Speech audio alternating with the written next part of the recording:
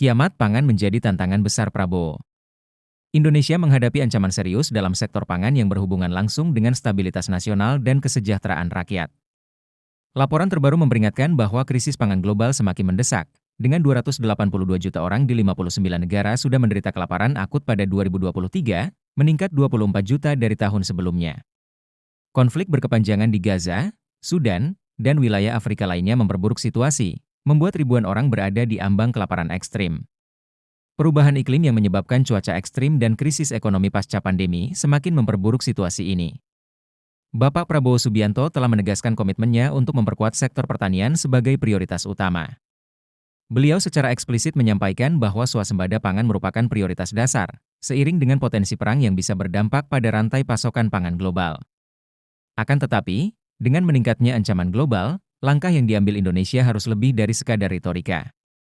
Presiden Prabowo menyampaikan bahwa seluruh kementerian dan lembaga harus memperkuat sektor pertanian untuk mencapai swasembada pangan, dengan fokus utama pada ketahanan pangan.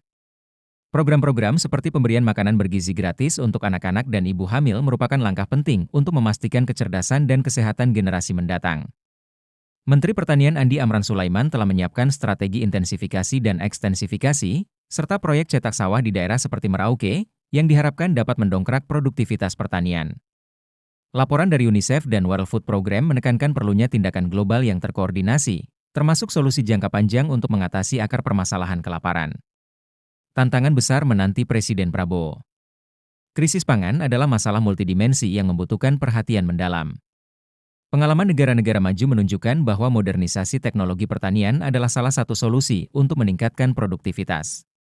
Kementerian Pertanian telah memulai program pertanian modern berbasis teknologi di beberapa daerah, yang melibatkan mahasiswa sebagai bagian dari transformasi pertanian tradisional ke pertanian mekanisasi. Pemerintah harus mengalokasikan anggaran yang memadai, serta memperbaiki sistem distribusi dan rantai pasokan, agar setiap hasil pertanian dapat dimanfaatkan sebaik-baiknya oleh masyarakat. Presiden Prabowo perlu mempertimbangkan ancaman krisis pangan ini sebagai prioritas nasional yang nyata, bukan sekadar retorika politik. Keputusan strategis dalam sektor pangan akan menentukan seberapa baik Indonesia dapat bertahan di tengah ketidakpastian global. Dalam upaya mewujudkan swasembada pangan, pemerintah perlu bertindak cepat dan efisien, dengan mengadopsi teknologi modern, memperkuat kerjasama antar lembaga, dan memberikan dukungan penuh kepada petani lokal. Bagaimana tanggapan Anda? Berikan tanggapan di kolom komentar, dan mari berdiskusi.